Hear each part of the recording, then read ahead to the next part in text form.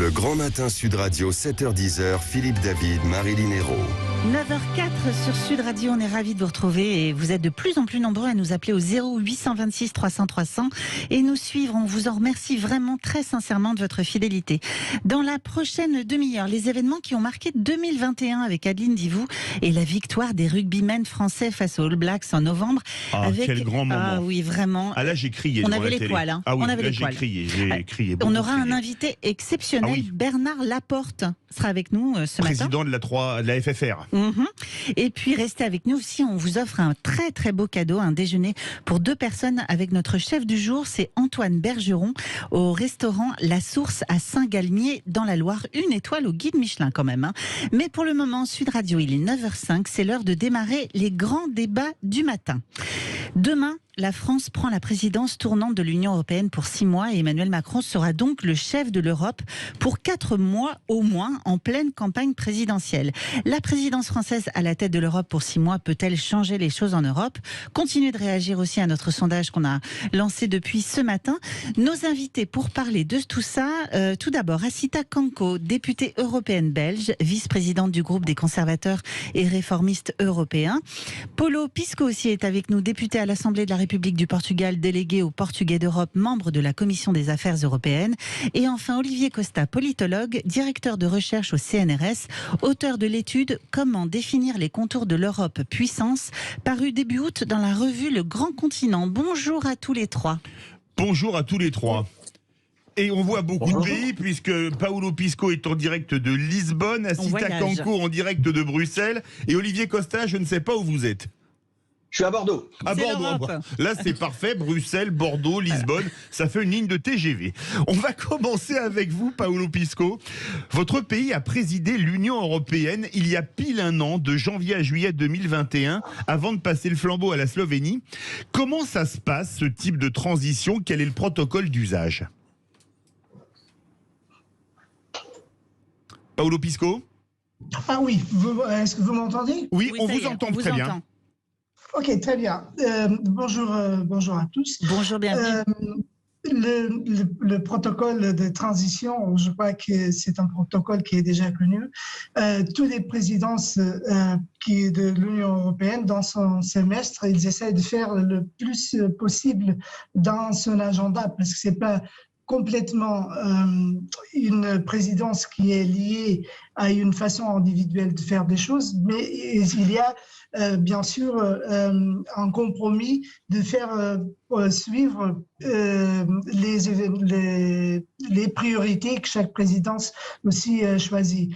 Donc, je crois que maintenant, la présidence portugaise a eu à travailler dans un moment très particulier de la vie de l'Union européenne, parce qu'on était en pleine crise pandémique et il fallait approuver les dossiers les plus importantes pour donner une réponse à la crise pandémique. Donc, la présidence allemande l'a fait et la présidence portugaise a approuvé les plans nationaux de récupération et résilience. Et maintenant, je crois que la présidence française, après la présidence slovène, je crois qu'elle n'a pas tellement évolué, mais la présidence française maintenant aura à faire l'opérationnalisation de tout ce qui a été fait au niveau des plans de résilience et de récupération. C'est-à-dire toutes les indications, toutes les priorités au niveau de l'Europe verte, de l'Europe numérique, de l'Europe sociale, aussi de l'Europe plus souveraine, c'est quelque chose de très important aussi pour la France. Elles sont maintenant dans les priorités de la présidence française. Donc, il y a toujours une transition, il y a un prolongement de chaque présidence, mais bien sûr avec quelque chose de particulier pour chacune. Alors justement, Olivier Costa, quel sera le premier défi à relever pour Emmanuel Macron et pour la France lors de ce mandat pour lequel il a présenté le 9 décembre dernier un programme plus qu'ambitieux et de long terme ? C'est toujours très compliqué pour une présidence d'arriver à faire quelque chose en 6 mois, parce que 6 mois, c'est trop court. C'est vrai. Pour adopter une loi européenne, il faut 1 an et demi, 2 ans. C'est long, mais c'est pareil au niveau national. Donc en 6 mois, ce qu'on peut faire, on peut faire 3 choses. On peut repérer un certain nombre de dossiers, comme l'a dit Paolo Pisco, qui sont déjà bien avancés et dire ceux-là, on va réussir à les boucler et on pourra dire hurrah, c'est la France qui l'a fait. On peut lancer un certain nombre de dossiers, mais qui seront conclus dans 1 an, dans 2 ans, néanmoins qui seront sur les rails, et on peut ouvrir un certain nombre de débats. Et donc, vous l'avez dit, Emmanuel Macron a annoncé un programme très ambitieux, pas moins de 25 propositions dans ce programme. Eh ben, il y a un peu des choses de ces 3 ordres. Des choses qu'on veut boucler, des choses qu'on veut lancer, et des grands débats qu'on veut lancer, et qui vont peut-être aboutir dans 3 ans ou dans 5 ans. Alors justement, à Sita Kanko, le rôle du Parlement, qui est co-législateur au même titre que le Conseil de l'UE, est central pour que Paris puisse accrocher des trophées à son tableau de chasse. Comment Emmanuel Macron peut-il réussir, je vais utiliser une expression française, j'espère que vous la connaissez en Belgique, à se mettre le Parlement européen dans la poche? Je crois que ce sera très difficile pour Emmanuel Macron de mettre le Parlement européen dans sa poche. Je pense que pour l'instant, le Parlement européen espère mettre Emmanuel Macron dans sa poche. C'est l'inversion des rôles. C'est la phrase du jour. Oui, tout à fait.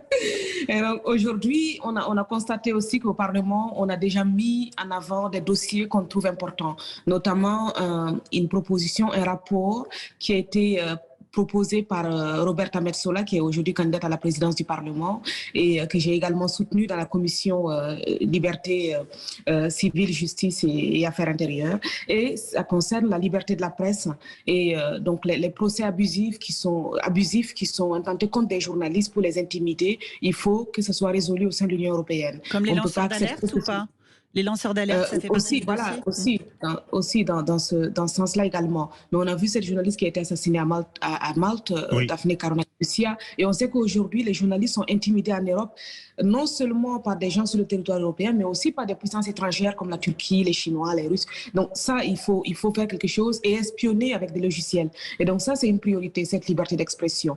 Deuxièmement, je crois que Emmanuel Macron profite aujourd'hui d'une grande crédibilité par rapport à la présidence slovène, par exemple. Et il est aussi, bon, c'est la France. Dès qu'on vient d'un pays qui est aussi puissant au sein de l'Union européenne et comme il s'est positionné au cours des mois passés sur des dossiers importants comme l'islamisme, comme les droits des femmes musulmanes au sein de l'Union européenne, ça va être important également, la cybersécurité, la défense. Mais il arrive à un moment crucial, à un moment où l'Europe est très faible. Vous voyez que la Russie va s'asseoir bientôt avec les États-Unis sans l'Europe et l'Europe est obligée, via Joseph Borrell, de demander une place à la table. Mais quand on doit demander une place à la table, c'est qu'on est vraiment le dernier des cons. On va aller à un dîner de cons, hein, comme on dit. Mais on est vendredi soir, pas mercredi soir. Voilà, j'explique pour notre ami Paolo Pisco, Le Dîner de cons, c'est un film français qui a cartonné même au Portugal. Je vous donne le titre en portugais, ou Jantar de Palermas. Pas besoin de traduire, ça veut dire exactement la même chose. Olivier Costa, on dit par commodité qu'un pays préside l'Europe, mais depuis 2008, le pays qui préside le Conseil de l'Union européenne ne préside pas le Conseil européen. Ce dernier reste seul maître à bord pour définir les orientations politiques de l'Europe. Est-ce que cette configuration ne risque pas de gêner un peu les ambitions d'Emmanuel Macron avec son appel à un élan fondateur allant peut-être jusqu'à une refondation de nos traités? Je cite le président de la République. Oui, vous avez raison. Juste pour vos auditeurs, il y a 2 institutions importantes dans l'Union européenne. Il y a le Conseil européen, c'est là où les chefs d'État et de gouvernement se réunissent quelques fois par an. Donc c'est Emmanuel Macron qui va pour la France et ses homologues, premiers ministres ou chefs d'État. Ils se réunissent 4, 5, 6 fois par an. Et là, il y a un président permanent qui est Charles Michel, un ancien Premier ministre belge. Et il y a le Conseil, c'est ça que la France va présider, qui est la réunion des ministres, ceux qui vont adopter les lois européennes. Et depuis 2009, c'est vrai que le président, qui est le pays qui exerce la présidence, n'a plus la présidence des 2 institutions, mais seulement d'une seule. Et ça veut dire que Emmanuel Macron va devoir composer avec Charles Michel, le président du Conseil européen, pour arriver à définir un certain nombre d'orientations. Mais là, comme l'a dit Madame la députée, tous les pays ne sont pas à égalité. C'est peut-être plus facile quand on est le représentant de la France, de l'Italie, de l'Espagne ou de l'Allemagne, de se faire entendre que quand on est le Premier ministre de la Slovénie ou de Malte. Et l'autre avantage aussi qu'a Emmanuel Macron dans cette affaire, c'est que Charles Michel, le président du Conseil européen, est un proche. C'est quelqu'un qui siège dans le même parti politique que lui, et d'une certaine manière, Charles Michel doit son poste à Emmanuel Macron. Donc Emmanuel Macron peut aussi compter sur le fait qu'il a beaucoup d'amis et d'alliés dans les hautes sphères à Bruxelles, et ça va certainement l'aider beaucoup pour dérouler son programme. Paulo Pisco, justement, comment s'est passée la collaboration entre le Portugal et le président du Conseil européen, l'ex-premier ministre belge, libéral belge Charles Michel? À quelles difficultés avez-vous été confrontés? Alors, Sud Radio, le slogan c'est « Parlons vrai », donc parlez vrai, tout en évitant un incident diplomatique avec Assita Kanko, qui est belge. Non, je crois que la coopération stratégique entre la présidence portugaise et les institutions européennes, elle s'est très bien passée, soit avec le président du Conseil, soit avec la présidente de la Commission européenne. D'ailleurs, je crois qu'il y a toujours dans la tradition portugaise des présidences de l'Union européenne une envie de laisser une marque dans le processus de construction européenne.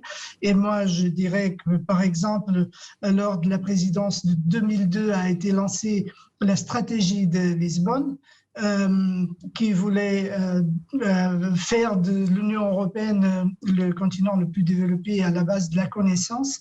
Et après, en 2007, c'était le traité de Lisbonne qui a été gardé comme une des réalisations de la présidence portugaise. Et après, maintenant, je crois qu'il y a eu un autre événement qui est très important. Je dirais au moins 2 événements qui sont très importants. D'un côté, c'était le sommet social de Porto, parce que pour la première fois, le pilier social européen a admis des compromis pour tous les États membres, et le domaine social, c'est un domaine plutôt des États membres, mais au niveau de la formation, de l'emploi et du combat à la pauvreté, il y a eu des objectifs qui ont été définis comme objectifs obligatoires pour tous les États membres. C'est quelque chose de très important.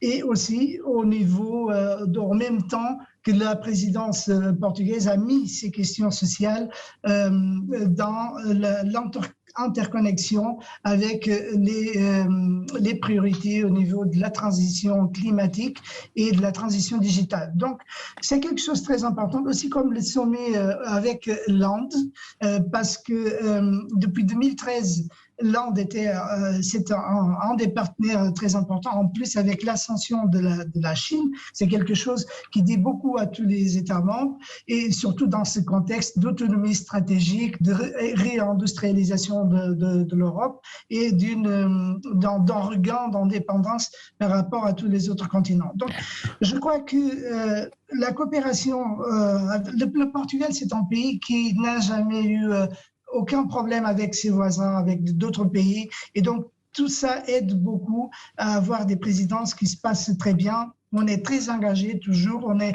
tous les principaux partis au Portugal. Ils sont très européistes et donc, en général, ça se passe très bien au niveau de la coopération entre le Portugal et les institutions. Alors justement, Assita Kanko est resté, pas d'incident diplomatique entre la Belgique et le Portugal sur Sud Radio. Assita Kanko, vous qui connaissez bien Charles Michel au niveau européen et national, pensez-vous qu'il a de réelles affinités avec Emmanuel Macron? Là, vous risquez l'incident diplomatique. Mais là, ce sera entre la Belgique et la France. Le Portugal est mis hors du coup. Allez-y, ça reste entre nous. Oui, ben écoutez, c'est difficile à dire, évidemment. Je ne sais pas avec qui Charles Michel a des affinités, mais il n'a pas beaucoup d'affinités avec le Parlement européen pour le moment.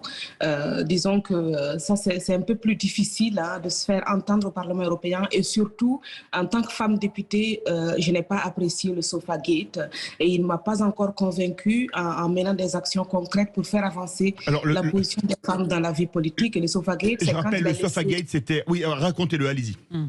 Le Sofagate, c'est quand il s'est assis à côté d'Erdogan en Turquie en laissant von der Leyen, la présidente de la Commission, debout parce qu'il n'y avait que 2 chaises prévues. Et donc, on sait que toutes les femmes en politique ont déjà vécu ce moment. Quelle que soit notre position, elle n'est souvent pas respectée. Et depuis lors, si j'avais été Charles Michel, j'aurais fait quelque chose pour les femmes en politique. Mais je n'ai pas encore vu ça. Donc, je crois que, du coup, je constate... Beaucoup de citoyennes, hein. Tout à fait. Et beaucoup de citoyens aussi, des hommes aussi. Et aussi en France, absolument. Vous êtes bien sur Sud Radio, 9h19. La présidence française peut-elle changer les choses en Europe? Le moins qu'on puisse dire, c'est que vous n'êtes pas fondamentalement optimiste, puisque vous êtes 92,4% à dire non sur Twitter. On se retrouve dans quelques instants dans notre ligne BBL, Bruxelles, Bordeaux, Lisbonne, du nord au sud. À tout de suite, on se retrouve 9h19, à tout de suite. Le Grand Matin Sud Radio, 7h10, Philippe David, Marilyn Hérault.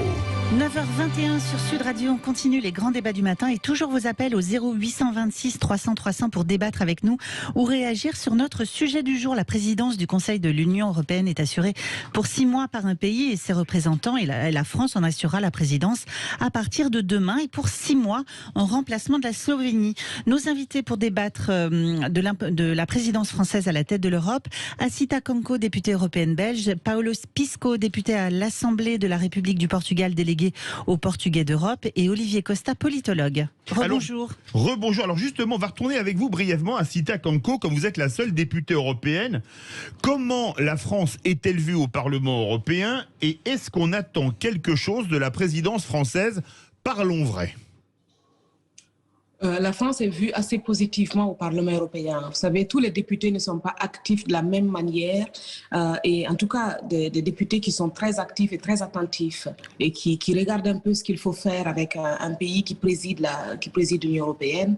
Moi, j'entends en tout cas des échos très positifs, mais aussi des attentes, des niveaux assez importants. Donc, c'est un défi pour la France. J'entends aussi une inquiétude. Est-ce que ce sera le président de l'Union européenne ou alors est-ce que ce sera le président de la France en campagne électorale? Il ne faut pas que la campagne s'invite trop dans la présidence de l'Union. Justement, on va vous faire réagir tous les trois. Paulo Pisco, est-ce que le fait qu'on soit en même temps en campagne électorale présidentielle en France, ça pose pas un peu problème? Il ne faut pas qu'il fasse trop de vagues.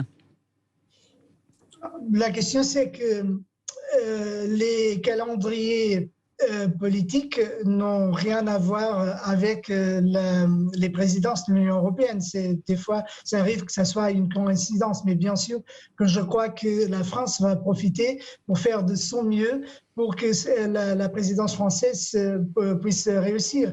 Donc ça pourrait bien sûr aussi aider pour avoir une bonne perception des Français par rapport à la place de la France pas seulement dans l'Union européenne, mais aussi dans le monde, parce que ça, c'est une question plus générale. Donc, je crois que la France sera très engagée à avoir une très bonne présidence, avec beaucoup de réussite pour clore beaucoup de dossiers. Je crois que ça pourrait aussi aider. Bien sûr qu'en politique, les hommes politiques profitent toujours des moments et des contextes. Oui, Olivier Costa, ça pose pas un peu problème, ce cumul des temporels?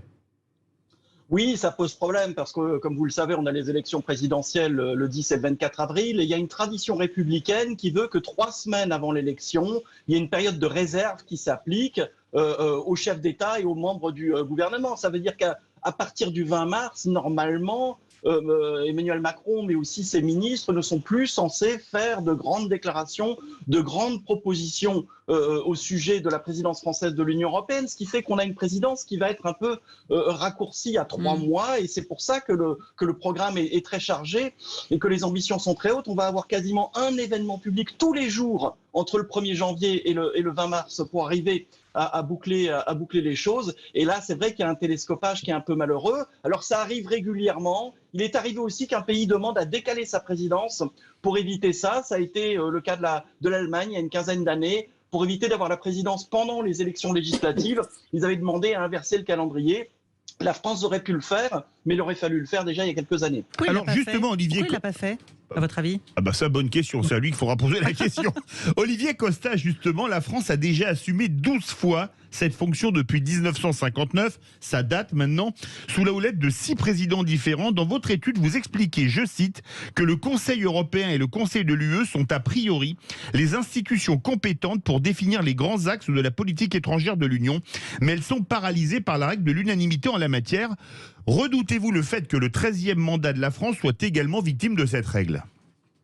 Oui, alors tout ne se décide pas à l'unanimité à l'échelle de l'Union européenne, mais un des axes sur lequel Emmanuel Macron veut avancer, il a appelé ça Europe souveraine. Et là, quand il s'agit de politique étrangère, tout se décide à l'unanimité. Il veut revitaliser les relations, par exemple, avec les pays de l'ex-Yougoslavie, aussi avec l'Afrique. Il veut renforcer les frontières de l'Europe. Il veut faire avancer la question de la défense. Et sur tous ces sujets, il faut l'unanimité. Mais c'est toujours pareil. Dans l'Union européenne, l'unanimité, ça semble quelque chose d'insurmontable. Mais il suffit souvent que la présidence lance un débat, trouve 3 ou 4 alliés autour de la table, notamment des alliés de poids, et là on pense très fortement par exemple à l'Allemagne, et ça permet d'entraîner une dynamique et de faire en sorte qu'on surmonte cette unanimité. Oui, mais Olivier Costa, c'est bien la France de De Gaulle qui était la plus attachée à l'idée d'une Europe des nations, en étroite coopération, y compris sur le plan politique, mais en préservant la liberté de chacun grâce à la prise de décision à l'unanimité. Que restera-t-il de la souveraineté d'une nation européenne sans cette règle d'unanimité ? Il n'est pas question de la remettre en cause. Certains le demandent. Par exemple, le gouvernement allemand demande à ce qu'on arrête de décider tout à l'unanimité en matière d'affaires étrangères. Mais pour changer ça, il faudra l'unanimité. On ne l'aura pas. Oui. Donc on va garder l'unanimité pour les questions les plus importantes, celles qui touchent vraiment à la souveraineté des États, quand on parle de fiscalité, quand on parle d'élargissement, quand on parle de politique étrangère ou de défense. Et je ne pense pas que cette règle sera remise en question dans les années qui viennent. Alors justement, à Sitakanko, l'Allemagne est depuis peu dirigée par une coalition avec le SPD, les socialistes, les Verts et les libéraux du FDP. Leur vision de l'Europe tranche avec celle d'Angela Merkel, puisqu'ils sont favorables à une Europe fédérale. En tant que législatrice européenne, que pensez-vous d'un tel projet ? Évidemment, comme moi je suis de centre-droit, donc je n'aurais pas voté pour le gouvernement qui est en place actuellement en Allemagne. Je pense que Emmanuel ça tombe Macron, bien pour eux, vous êtes belge. Oui, c'est voilà. Je dirais carrément que je suis flamande, c'est peut-être un peu plus simple ça. Mais aujourd'hui, on voit qu'Emmanuel Macron ressent peut-être, son gouvernement va ressentir le changement de pouvoir au sein du Parlement européen. On le sent en tout cas, qu'il y a maintenant beaucoup plus de poids au niveau du groupe socialiste et du groupe des libéraux. Donc, le PPE qui est au centre, qui était beaucoup plus influencé par Angela Merkel et Ursula von der Leyen, va être un peu moins fort. Donc on sent, mais ils auront le président du Parlement, donc on sent qu'au sein du Parlement européen, les majorités ne seront plus aussi évidentes. Et donc sur les dossiers qu'on travaille, moi par exemple, je commence la négociation du dossier sur les crypto-assets, je ne sais pas comment on dit ça en français. Les crypto-actifs. Voilà, les crypto-actifs, et ça c'est une priorité aussi de la présidence française. Hein, donc le financement du terrorisme se fait un peu en cachette. Donc ça c'est un dossier, par exemple, pour lequel on tient compte... Alors j'explique, c'est l'argent sale de financement du terrorisme, les crypto-assets, si je ne m'abuse. Ouais. Mais on ne l'utilise pas toujours pour ça. Hein. Il y a aussi des gens qui l'utilisent de manière positive, donc il faut légiférer. Mais on sent dans les négociations qui sont entamées au sein du Parlement européen que pour avoir des majorités, que ce soit sur un dossier comme ça ou sur d'autres, on n'aura plus la même façon de négocier à cause du changement de pouvoir, notamment en Allemagne. Donc ça a quand même un impact. Maintenant, pour revenir à la relation entre Emmanuel Macron et Charles Michel, je pense que Charles Michel est quelqu'un de loyal. Et donc si Emmanuel Macron a besoin de lui, il sera là. Alors justement, Paulo Pisco, vous êtes élu au Parlement national portugais. Pensez-vous que vos concitoyens approuveraient une Europe fédérale comme le voudrait la nouvelle majorité au pouvoir à Berlin ? Je ne sais pas le dire. La question du fédéralisme, les Portugais sont très européistes et le Parti socialiste, je crois, mon parti qui est majoritaire, on est au gouvernement en ce moment-là, je crois qu'on pourrait, il y a une bonne partie des membres du Parti socialiste et qui pourraient envisager cette possibilité du fédéralisme. Et de toute façon, c'est une question qui est quand même un peu tabou au niveau européen. Et pour faire avancer, pour approfondir l'Union européenne, ça dépendrait de plusieurs facteurs, de plusieurs contextes. Mais je crois que ça, dans un certain contexte, avec une convergence de positions favorables à une Europe plus fédéraliste, je crois que ça pourrait être possible au Portugal. Alors justement, le plus grand parti de l'opposition, le PSD de centre-droite, il est aussi très européen. Alors justement, on est à Lisbonne, on est à Bruxelles, on est à Bordeaux, mais c'est quand même la capitale de la France, c'est Paris. Et on nous appelle au 0826 300 300 et c'est Serge de Paris. Ça aurait été hérétique de ne pas avoir un Parisien pour ce débat. Bonjour Serge. Bonjour Serge, bienvenue sur notre antenne. Bonjour Serge. Serge. Bonjour. Bonjour, on Bonjour. vous écoute. Bonjour, quelle est votre remarque ou éventuellement votre question pour nos 3 débatteurs du jour? Votre coup de colère. J'ai, disons, au moins 4 questions à leur poser. La première, c'est de dire que tout ce que j'ai entendu est effectivement très civil et très courtois, mais très éloigné des préoccupations des Européens. Et je crois que dans les questions que nous, on se pose, Européens, c'est est-ce qu'il faut continuer à conserver une Europe à 26 ou est-ce qu'il faut revenir à une Europe à 6 ou 7 qui soit effectivement active?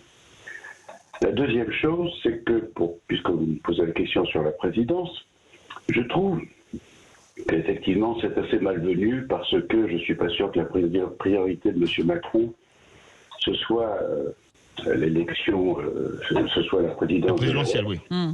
Je crois que sa préoccupation principale, c'est la présidentielle. Et pour terminer, je pense qu'il y a des questions très graves qui, pour l'instant, n'abordent pas dans le débat que vous avez lancé. C'est le problème de l'immigration, qui n'est pas maîtrisé, qui devient un casse-tête. Deuxièmement, la santé. On voit bien que, les politiques consistent essentiellement à copier ce que fait l'autre et à dépenser de l'argent public en achetant des vaccins, des vaccins, etc. Et troisièmement, je trouve que les questions stratégiques ne sont pas traitées. Je pense que les relations avec la Russie sont absolument primordiales.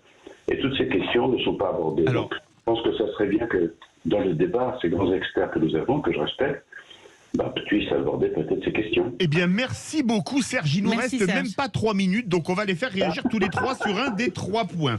Justement, Olivier Costa, le problème de la stratégie de l'Europe puissance en 45 secondes, ça va venir sur le tapis? Oui, évidemment, c'est une priorité d'Emmanuel Macron. C'est une thématique qui commence à émerger à Bruxelles depuis quelques années. Pendant très longtemps, c'était un tabou. On considérait que c'était les États qui étaient souverains et que l'Union européenne n'avait pas à s'occuper de ces questions-là. Mais on vit dans un monde qui est de plus en plus dangereux. La Russie, la Chine, les États-Unis à l'époque de M. Trump. Et donc, il faut bien que l'Union européenne s'organise pour exister à l'échelle internationale. Beaucoup reste à faire. Et un des enjeux importants d'Emmanuel Macron dans son programme, c'est cette idée de l'Europe souveraine, affirmer le rôle de l'Union européenne à l'échelle internationale. Mais évidemment, c'est pas facile parce que les chefs d'État et de gouvernement n'ont pas envie d'abandonner leur souveraineté. Alors avec vous, Asita Kanko, la santé, c'est vrai que c'est un problème dont il faudra parler vu la crise pandémique. En 45 secondes aussi. Je ne suis pas experte du sujet santé. Moi, je m'occupe de la sécurité et de la défense, notamment. Mais évidemment, quand on parle de santé, je pense surtout à la santé des femmes. Nous avons demandé que, notamment pour la lutte contre les mutilations génitales, pour la lutte contre la domination des femmes au sein des communautés par l'islam radical, et également la santé des femmes par exemple l'endométriose, qui est une maladie chronique qui fait souffrir beaucoup de femmes. Il faut que l'Union européenne ait beaucoup plus de courage pour exiger l'intégration, protéger ses valeurs et financer la recherche. Ça, c'est très, très important. On compte sur Emmanuel Macron là-dessus. Et Paolo Pisco, vous êtes au sud de l'Europe, le problème de l'immigration en 45 secondes. On va en parler? Le problème de l'immigration au Portugal, il n'est pas aussi grand que le problème de l'immigration dans les restants pays de l'Union européenne. Donc, on n'a pas tout à fait ce problème. On a besoin des migrants. On a un problème au niveau populationnel. On a un dépeuplement de l'intérieur de notre pays et on essaye d'attirer aussi des migrants. C'est une question pour notre développement, aussi pour le développement de l'Europe. Il faut penser à des politiques qui soient plus humanistes, plus ouvertes, aussi avec des contrôles, bien sûr. Mais il faut aussi voir la situation démographique de l'Europe, c'est très importante. Alors, merci beaucoup à tous les 3. Ça va être muito obrigado à vous, mon cher Paolo Pisco. Dankuel à vous, comme vous êtes flamand, vous l'avez dit, et pas belge. Merci beaucoup à Olivier Costa. On vous souhaite un très bon réveillon de fin d'année. Verdict sur Twitter. Eh bien, vous êtes 92,7% à penser que la France ne peut pas faire changer les choses en Europe. Ça, c'est une majorité, en tout cas. Oui, presque l'unanimité. Oui. Merci à tous les 3, en tout cas. Merci. Bonne journée, bonne fête de fin d'année. 9h35 sur Sud Radio dans la prochaine demi-heure. Restez avec nous, on vous fait gagner un très très beau cadeau, 2 menus déjeuner offerts chez le chef Antoine Bergeron, chef au restaurant La Source à Saint-Galmier. Restez avec nous, il est 9h35 sur Sud Radio.